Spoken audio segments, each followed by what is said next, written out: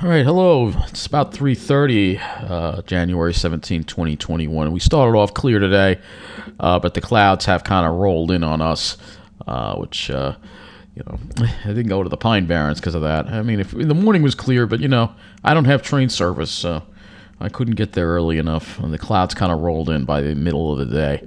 There, you can see there on the satellite picture what happened today, the instability cloudiness, which I had a feeling would happen. So temperatures are generally in the low to mid 40s, so still above average for the day.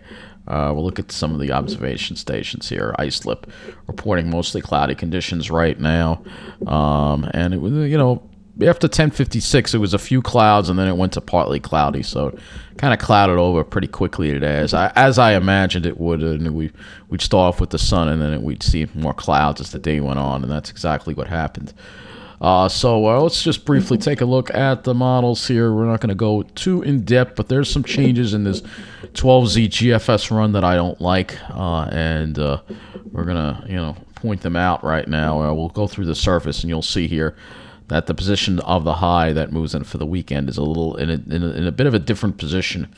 You can see it's up to the north more. It's not going directly over us, which means that the jet stream is not diving down as far south. And this next storm, instead of being a snowstorm, will be a rainstorm. And this is for Tuesday. And again, this is the GFS. Of course, things can change. There's another storm that's suppressed to the south and some cold air that builds in. But then look what happens here. Another storm tracks to the west again. And if you look at the temperature anomaly here, you will see that the big plunge is now just a little glancing blow.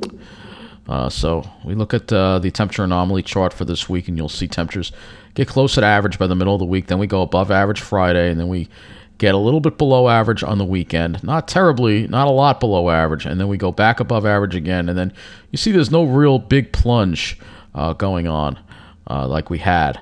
So I don't know what's going on, what happened to it. We'd have to actually go and look at some of the other parameters on this model and see what has changed. So we're going to go look at the North American view, and we're going to start with the upper air pattern and see what has changed.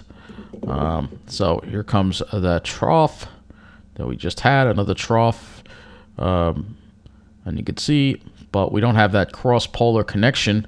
Again, we do have the ridge building in Alaska, but you can see that the cold air is kind of pinched off. There's no direct flow from the Arctic that we had like before, and the cold air is just kind of, the jet stream's just kind of a mess right now. I mean, if you look at this, you got to be wondering, all right, we got a trough here, but we look at the jet stream here, the 250 wind, it's probably, oh yeah, it's a mess. Look at how wavy it is and stuff. So you're not getting that direct Arctic connection that we had.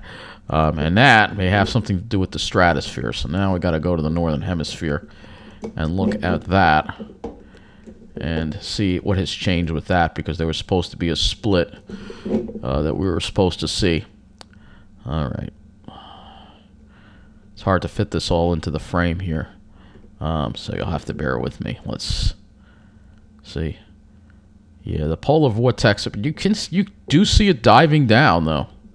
You do see it diving down toward the end, but it keeps getting pushed off to the last run. So you see it diving down there. I'll change the regions down to the northeast now. And we'll look at the temperatures. And that's when we have the cold air. You can see the temperatures there only in the 20s, low 20s.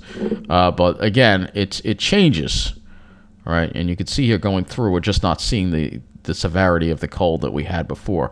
We will get a cold blast next weekend, though, so temperatures will be below normal, probably highs in the mid to upper 20s, probably upper 20s, but that could always change. So taking a look at more of the near short term, we're not going to be dealing with any precipitation, mainly just clouds, obviously. So as we head into tomorrow, Monday, Martin Luther King Day, maybe we'll see some sun, a little break of sun here and there. Tuesday, we might get some sun as well. But Wednesday, we'll probably see, Wednesday and Thursday, we'll see more in the way of instability, cloudiness. We got some troughs coming through. Hopefully clear it out Friday, Saturday, and Sunday look pretty nice as far as the skies go. Let's go to the NAM model. Look at a few other models here. Whoops. This is the 12Z. They're all 12Z models because doing an earlier weather update today. Yeah, this is the NAM, but hey, it does have some sun tomorrow, so we'll see. But the same thing's probably going to happen. We start off with sun in the morning and then clouds in the afternoon. At least I have train service tomorrow. Tuesday, we'll probably start off with clouds and then maybe more sun in the afternoon, but we'll have to see. Because these models, I think, underdo the clouds. We have more clouds than the models say. I'm not even going to look at the RGM because the RGM was completely wrong today with the sky. I'm not even going to look at that. So the next thing we'll do is just look at the temperatures as we go through the next couple of days here. As we go into the night, temperatures will drop into the 30s, but tomorrow we go back in the mid-40s, which is above normal. Tuesday, we're a little cooler, low 40s. You see a series of troughs or move through, like Clipper-type systems. And then that drops temperature. We're highs in the mid-30s for Wednesday. Thursday, though, highs in the mid-30s. So those are the 2 days near average.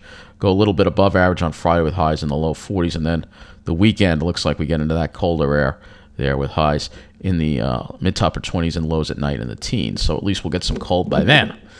But for this week, we'll still be dealing with temperatures a little bit above average. So I guess that's going to be it for this weather update. So just keep it brief. Probably won't do one tomorrow, so we'll see. We'll see. But I mean, not many storms go on the horizon. There's really not all that much to talk about. So that's the thing. We just have pretty much dry pattern. I mean, if you look at the precipitation here, you'll see we just don't really have. After all that rain, now we're not. There could be maybe a brief flurry with one of these disturbances moving through, especially later Thursday maybe. But other than that, it's going to be dry. So that's the good news. We're in a dry pattern. And our next system would be this system here, which again now has a warmer look to it and a flatter look. That was supposed to be a snow event, perhaps. We may get through the whole month of January with no snowfall. How crazy is that? So that's going to wrap up this weather update. Take care, and thank you for watching.